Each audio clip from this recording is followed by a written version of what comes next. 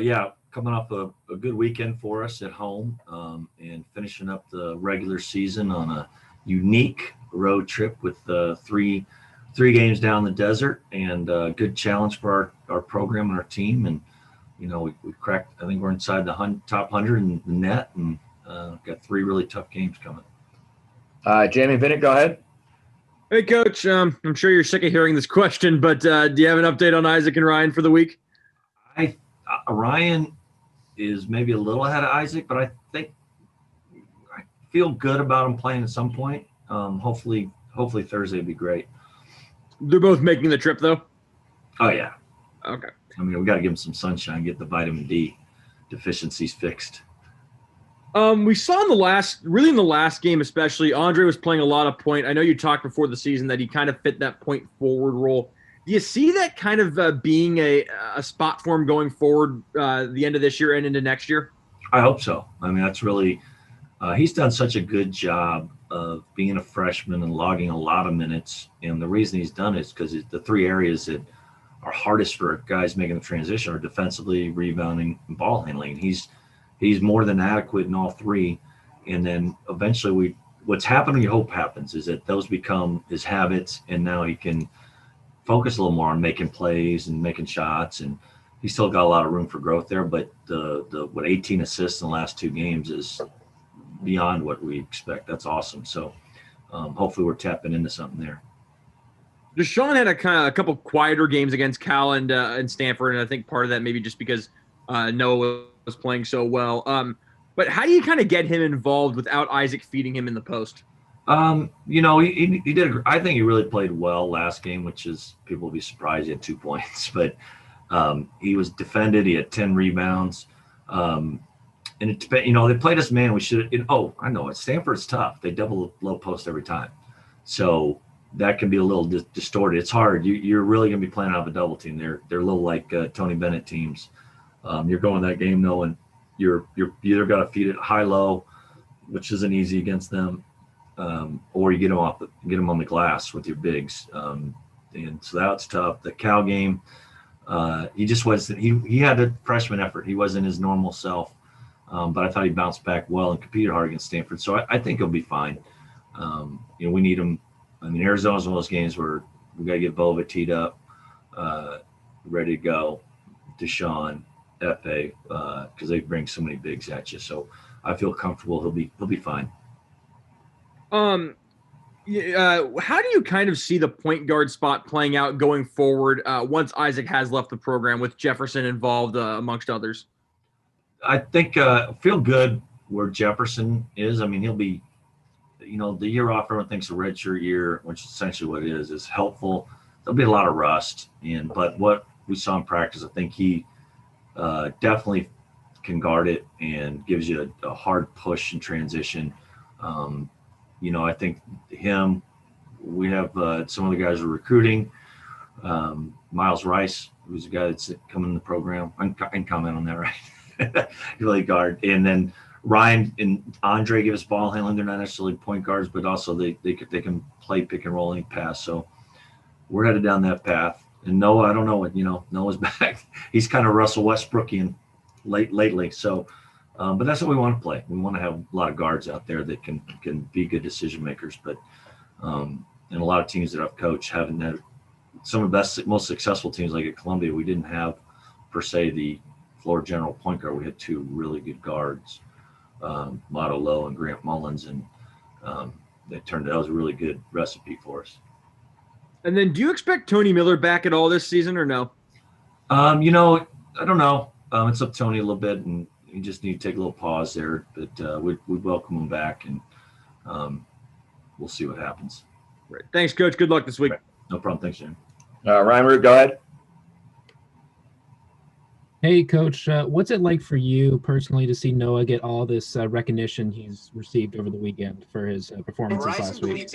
It's great. It's well deserved, I think, obviously, and I can't say I saw that coming, but not that I didn't think Noah's a good player, wouldn't play well, but he's got a great will to succeed and compete, and he's got one of the best traits. He's not afraid to fail. He'll take some chances, and it was nice to see. And the big challenge for us and for him is to handle the success and realize how you got there, what you had to do. And I think he will. I think he's bought in, and it's a process, and he's coming off, did play well against Washington and really turned it around against Cal, and then really just willed us to victory on Saturday.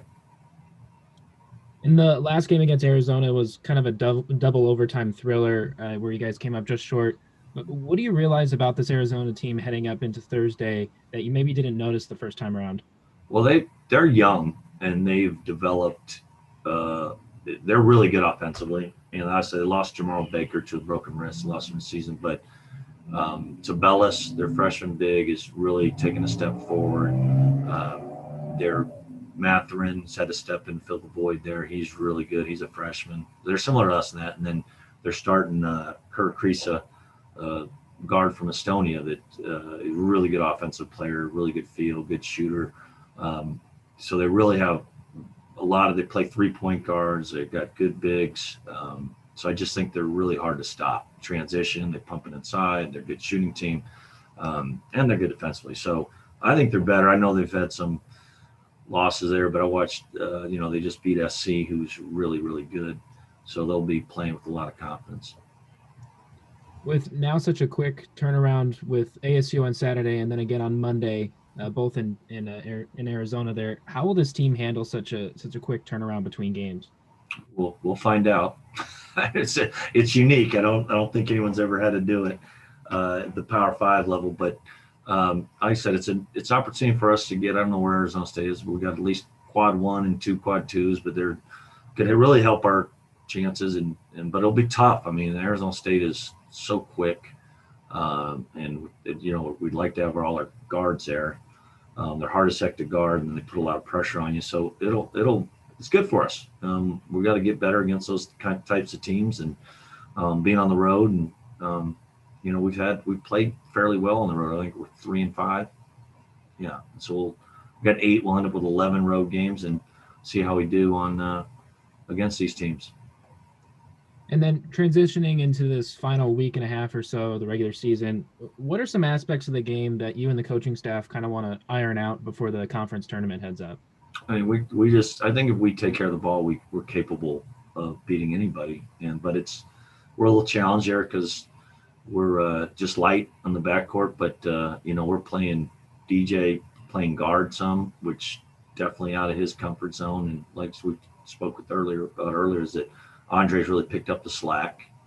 He has good guard skills. It's just in a 6'8", 220-pound package. And he's learning and growing, and I think that should help us in that area. So we've been pretty good defensively. We're rebounding the ball very well because we're big, and we're going after it. But the ball handling's been our bugaboo, and we got to if we can do that and keep moving that towards next year in the program. It's been an area that usually our teams are good there, and we need to get back to that. Bruce Pascoe, go ahead. Yeah, hi, Kyle. Well, I was wondering, I'm sorry, but my Zoom crashed out on me just as you were talking about, I believe you said Isaac and possibly Ryan were coming on this trip. Is that right? And kind of where do those guys stand again? I'm sorry. Yeah, they're definitely coming on a trip. It's just they're kind of day-to-day is how they rehab and how they feel. And I'll know more when we practice today, how they're doing. Okay. And how did you feel about having that ASU game added, that second ASU game? I know there's been kind of everybody had different things going on, and Oregon's playing like 6 games in 13 days or something, and I think ASU is doing the same. And for you guys, being as you have to replace a home game with on the road again or staying down here longer, how do you feel about that, I guess? Not great. We flipped it and be positive, but we are under the impression we're gonna, because we were ahead of people on games. We were only one short, and when they left a week there, so we were kind of counting on. We had the Washington game scheduled to end, so we wouldn't be such a long layoff. And then they moved that up, and our hopes was that we were going to get that Arizona State was going to come out and play us in Washington up here in the last week, but it didn't work out that way. So league said this is what we're doing, and we're biting. So can't control it, and well, like I said, we'll try to make the best of it. Right. Okay. I was wondering, you've recruited a lot of international guys, of course, and I'm wondering, when these FIBA qualifier things are going on, have you ever had guys really want to leave? I understand most of those federations know if guys play college, they're committed, but I know Utah lost a guy. Arizona kept Krisa here when Estonia played, but you had Andres, and I wondered if North Macedonia wanted him because they just missed apparently. Absolutely, they did. Right. But that's kind of on the front end. Like, if you're going to do that, then you might as well not play college Right. basketball. Right. And so I was a little surprised Utah did it. But it might be just a COVID year, and they just said, hey, we're just going to go do it. But that'd be a year. But they were pounding them pretty hard. It's hard for those guys to say no because that's their national team, and they got a lot of pressure from, I think, former NBA player runs North Macedonia, Pero Antic. And you know what? I'm pretty good about, you got choices to make. Understand, and I want guys to opt in here. And if that was something they want to do, it's usually covered on the front end. So Yeah, that they know it's part of the deal, right? Yeah.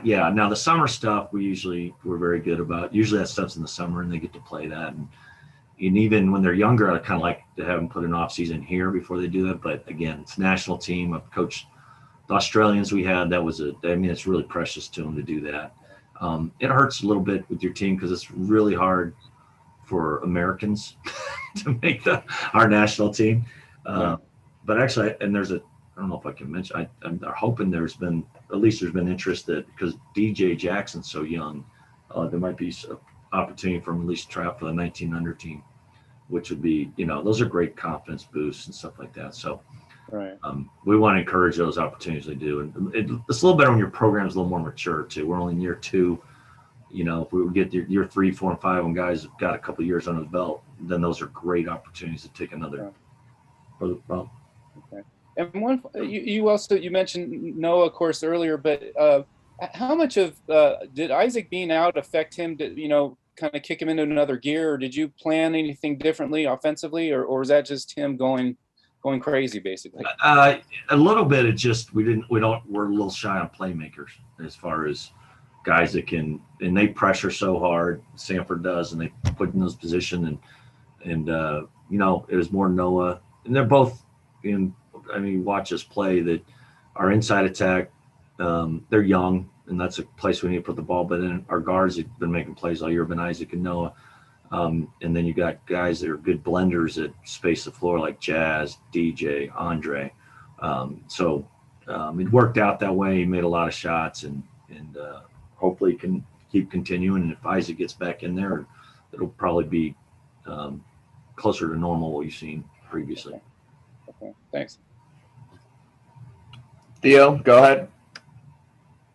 You guys played a bunch of video messages for Isaac on Saturday, and he kind of wrote a thank you message to fans on Sunday. Are you kind of expecting him to kind of move forward with his pro career after the season, or have you guys yet to have that conversation? It just kind of felt like he was kind of leaning toward not coming back, maybe. No, I think it's more of a thank you, and just kind of he's been really appreciative of the experience. I think he's taking day by day, and if it's it's a situation, and actually his parents were in town, so we chatted a little bit about it, and if it's the right decision for him to go and earn a living playing, that's great. But we want to make sure it's the right one, and obviously welcome him back. I think we have a chance to be really good either way. But he gives us. It'd be, he kind of missed his sophomore year when he's half his freshman year. So, and he's pretty young too. So, my pitch is to get him back, play in front of fans. Maybe we could have a chance to be a good postseason team, and I'll lobby to get him a banner one day if that's what it takes. There's only 2 that are hanging there that are pretty good players. Was it a pretty neat moment to have his parents walking on that practice? And there's obviously a video of that, and they surprised him. And also just to have some fans the last 2 games, and how much do you think that helps you to have some home crowd support there? Yeah, I think the fans, it's just great to see some faces in the crowd, so it doesn't feel quite like a scrimmage. As far as Isaac's parents, it's a neat story because we're recruiting everyone when it came to the spring, and Isaac's a relationship guy and didn't have a lot of time to build a relationship, but he had a strong relationship with Coach Shaw from being in Western Oregon, and trying to recruit him, having a good pulse in the Oregon thing, and so I had to I had to sell pretty hard with no track record to back it up at this level. And he took a chance on me, and like I said, we asked him to just have a great attitude, work hard, and be proud to be a Coug, and he's delivered.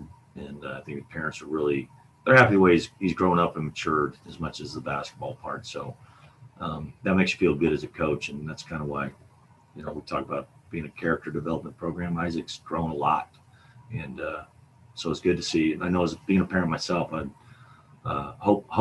hopefully my kids can. I mean, we'll see how the first one comes through. He's a wild one, Rocco. Noah was a 14% three-point shooter last year. He's up to a 40+% this year. Have you ever seen that kind of progress from three-point range from a single player in just one off season in your career? Do you remember? No, I'm sure if you scour the history books, you'll have a hard time finding one that's made that kind of jump. So, I thought he had the potential to become a good shooter because his stroke is fine, and we talked a lot about getting his balance. His footwork is just a little. He bounced around a little bit, but he's really settled his feet down and put the time in. And I really think him putting the time in, it's funny, the free throw shooting comes, that's usually a good indicator. You'll be better in the other areas, but it's neat to see. And I think he's got another jump in him.